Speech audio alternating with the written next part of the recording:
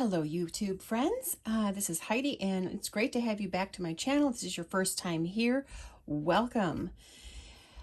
Today is going to be another method of sewing a natural element onto your artwork, and I have a needle point book that I'm working on here. I'm going to go ahead and add a stone to this, and so let's get started with that. I'll see you on the other side.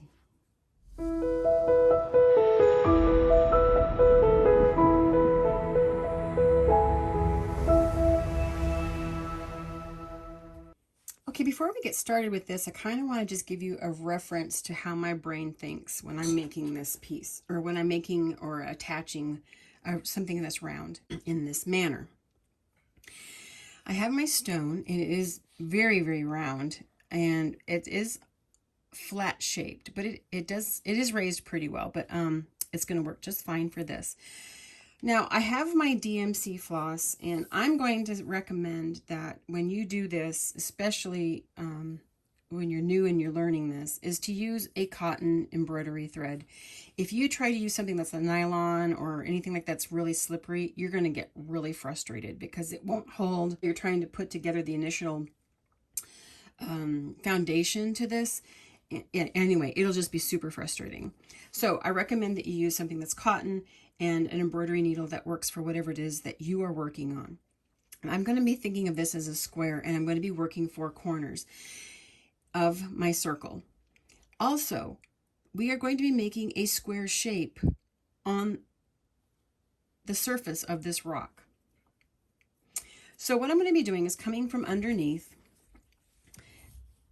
and what I'm visualizing is being one of my 4 corners. Now, whenever I'm doing this part of, this is the foundation really to this technique, I come from just under the edge. So anyway, I'm going to be starting with my first loop. Okay, so I'm going to be coming down, and this is maybe 1/4 of an inch to 3/8 of an inch away from my previous entrance into the thread. And it's going to be different for everybody because you have different size stones or rocks. So just do whatever looks good to you. Now, I want my loop to come up over the edge of my stone a little bit. Okay, like that. So just above here, I'm going to consider this to be the other corner or another corner to my square. So I'm going to come up, excuse me, there we go. I'm just under the edge, coming up.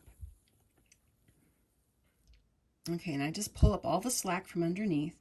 So now what I'm going to be doing is I'm going to be actually making the first side to the square that lays on the surface of this rock. On the outside of the loop, I'm going to pointing my needle in towards the rock. I'm going to go through that loop. And that's going to be the first side of our square. It's difficult to see right now because it kind of lays under the stone, but that'll be fixed on our final side of the square. Okay, so we have that first side. Now you can kind of see I need to make my second side to this square, and that's the way my thread will lay, is that direction. Like this is the second side. So I'm going to come down right where that thread, I'm going to go down through, creating that second side to my square. Okay. Now, that's the second side. My third side, I want to lay this way. So that means I need to come up over here on this side of my stone. So I'm kind of working counterclockwise at the same time I'm doing clockwise, if that makes sense. So from underneath, I'm going to come up from just under the edge of my stone, right there. Now, I'm going to go ahead and rotate my work. Okay. Now, this is the third side to our square, and it's going to lay this way. So, keeping the thread just wrap around this thread that I made previously.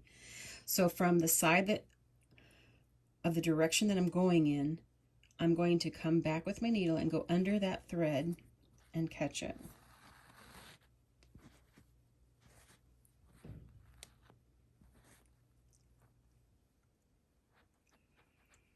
Okay.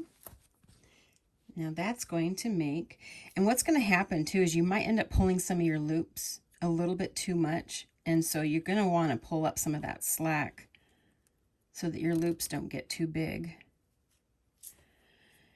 And you can do that easily enough. Okay, so there is our second side, and this is our our third side right here. And that's going to be going this direction to the other corner. So I need to go down right where that thread is laying. And this is a really good time now to start holding on to your previous threads so you're not having to readjust. And I'm going to pull that through. Here, that's actually our first side to our square. Our second side, our third side. Our fourth side needs to lay this direction. So you can see I need to be coming up right here with my thread. So I'm going to go ahead and lay my thumb over all of those, and I'm going to come up from that. I need to get down in frame. So I'm going to come up from just underneath that edge of the stone with my thread. This is my fourth side. It needs to lay this direction. So I'm going to come under the previous side of my square just to catch it. Pull that thread up.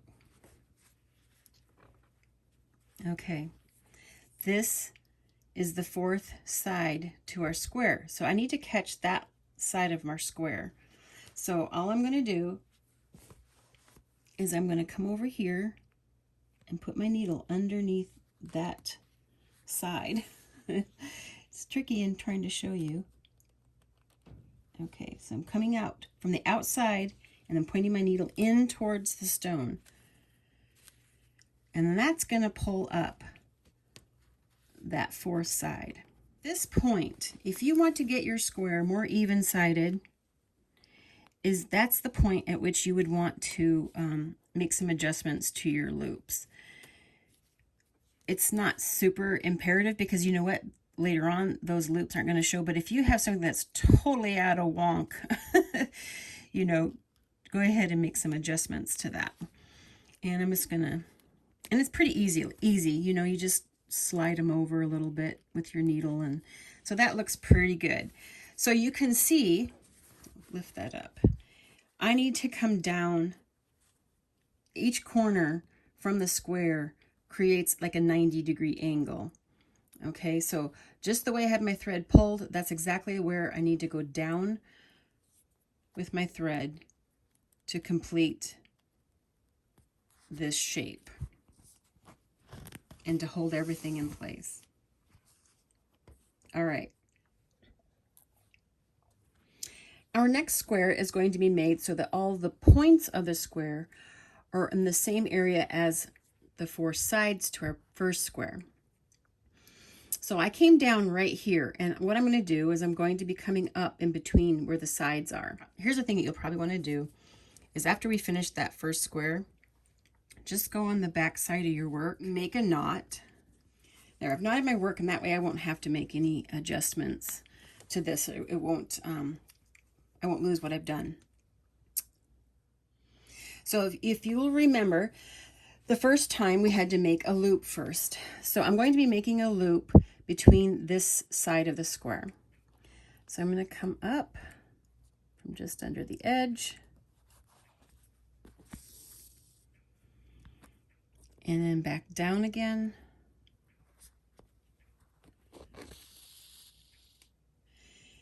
And pull that up just a tad. And then I'm going to be starting a side over here. So I'm going to come up from underneath on this side of the square.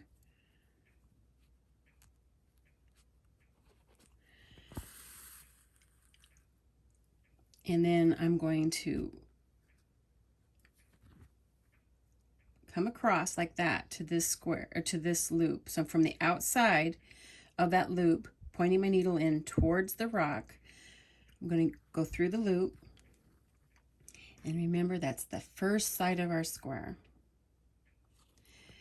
So our second side is going to lay diagonally across here. Okay.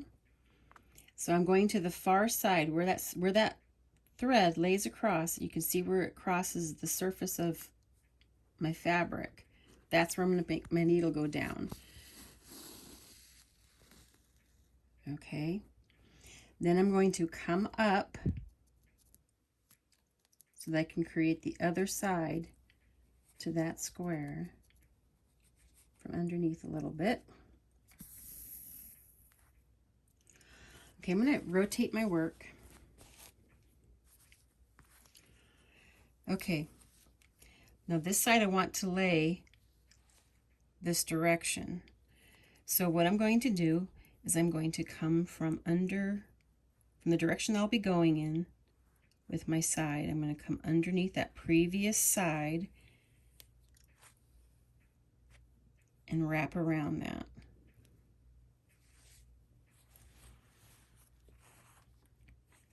And now you can see which direction my thread is laying, that way. So I'm going to go ahead and go down right there where it crosses my fabric. I'm going to hold my finger on that. I don't want to pull it really tight. And then my next thread is going to lay this direction.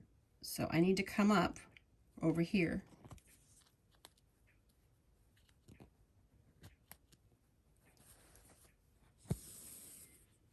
I'm going to rotate my work. Okay, so this is the direction I'm going. So I need to bring my needle over the previous loop and go under it to catch it.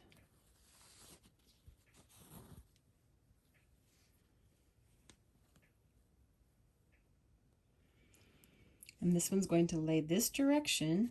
And remember, my first side of this second square is right there. So I'm going to be crossing straight over, and then I'm going to catch this first side. So I'm going to go underneath it. And I want to make sure that this thread is actually on this side on that side.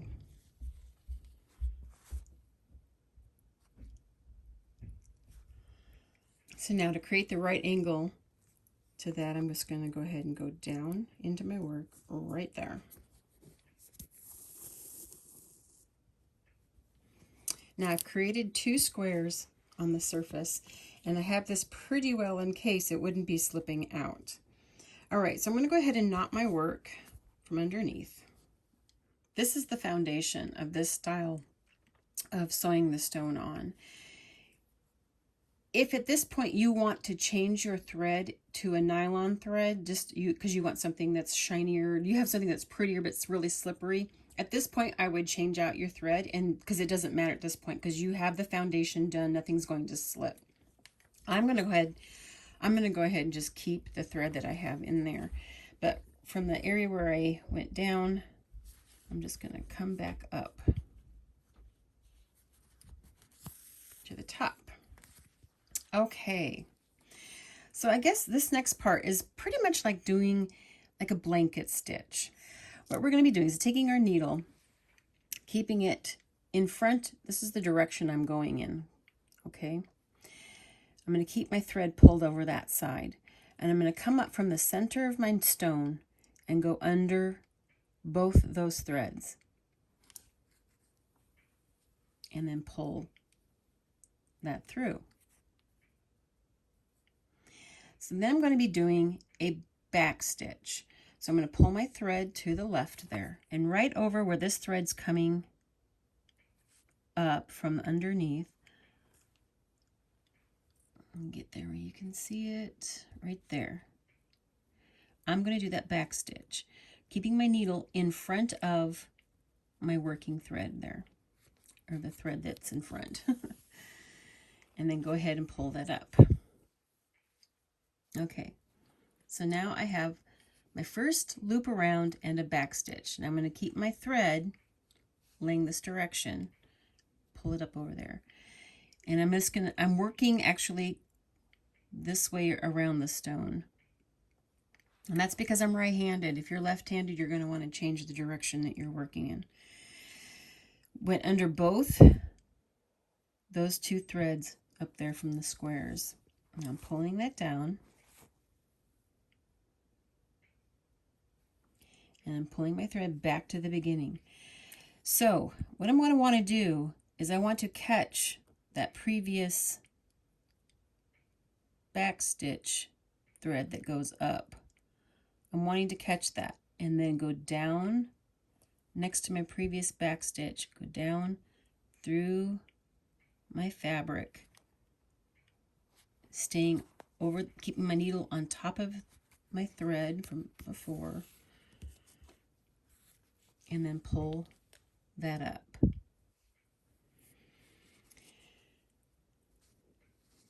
Okay, so we're going to do the next blanket stitch, but we want to keep our thread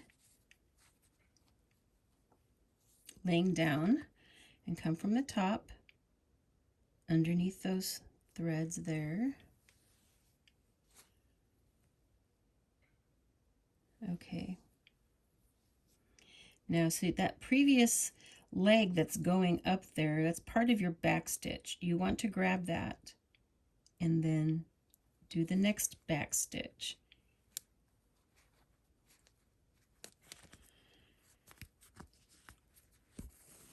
You can see how it's creating this nice line of stitching along the base of the stone. So basically what you always need to remember, keep your thread always in front in the direction in which you're moving. So I'm going to go underneath and staying over the thread. I'm going to pull that up.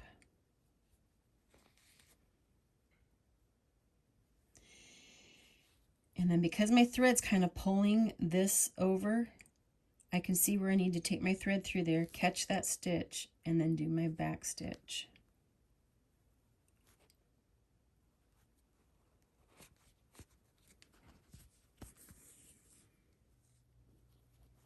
And then you can see all the back stitches down there. Oh, so I was about to tell you, this technique, or this particular style of embroidery is called Shisha, which it's a Hindi word. I'm not sure if I'm saying it right, but it's S-H-I-S-H-A, which means mirror, or small mirror, small glass. And anyway, that's what they would sew, you know, the little pieces of mirror or glass on, or coins even, onto their garments for lots of flash and reflection. So I'm going to go ahead and continue doing this all the way around. If you feel like you need to watch this again, you know, rewind and go back and watch it again, because I could show you a million times, but then the video would be stinking long. I did want to show you how I end a length of thread so I can get a new thread, because you will run out. This requires a lot of thread. So I typically end my thread after I've completed a back stitch. Back stitch is coming from underneath that thread. So I'm going to actually keep it on this side. I'm going to go down right where I came up with that thread. And basically that's looping around that stitch, keeping it. And then I'll go ahead and knot my thread, and then I will actually come up at the same spot to start my new thread. There's another tip that I wanted to give, and before I do that, you will notice that I changed the color of my working thread. I ended up pulling all the blanket stitching out just because I didn't want the stark white against my project. I did leave the foundational stitching in. Okay, one of the things I want to warn you about is that it can be very easy to pull this too tightly as you're working, and then end up pulling your circle edge down over your stone, and then it ends up popping out. So I want to show you how to make sure that doesn't happen. So I'm laying my thread down in the direction that I'm working, And then I'm going to do my blanket stitch.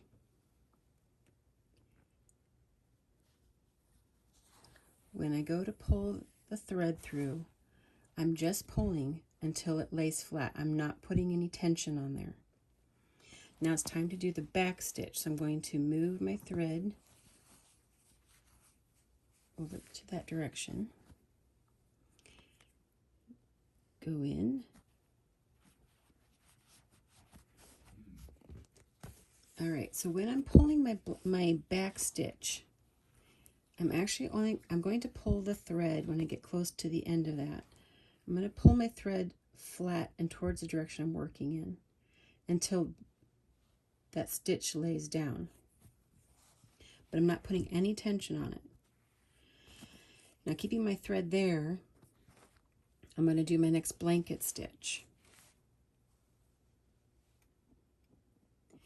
Now, you will sometimes notice that back stitch loop popping up while you're doing the blanket stitch. Do not be tempted to pull out the tension, especially when you get to this point. You'll see that it pops up. Don't keep pulling in hopes of laying that stitch down. The next step will make sure that happens when you do the next blanket stitch. So it looks loose here, but don't be tempted to pull that up. Do the next blanket or the next back stitch, and then by pulling that, like I said, just pulling it to the front, they all lay down. And that will ensure that you're not pulling this ring that you're creating in the center down and over the edge of your stone. You don't want to lose all that work that you did. All right, there is the stone completely encased with the thread. And you can see how it's kind of like a bezel around a gemstone. One of the things I wanted to mention that it is so easy to pull this tight, and that by the time you get around, all the way around to where you began, your stitches can be tighter, or your loops could be tighter than when you first started. And you can see just a little bit of looseness right there. And so you want to be just really, really careful not to pull your work too tight, because you could end up having some really funky loose loops and not get that nice smooth look that you want. There are ways of correcting that. I mean, you could take a stitch from underneath below these blanket stitches, and then get the back side of these loops, and then end up pulling them down from underneath and pulling them tight so they're not loose like that. It's a little fiddly, but it's certainly possible to fix. I'm going to go ahead and do some more stitches around this just to, you know, dress it up a little bit more, and I'll show you the finished work on that. Well, there's the stone completed. I hope you enjoyed that and that you give it a try sometime. And I hope this finds you all happy and healthy. And until next time, have a great one. Bye for now.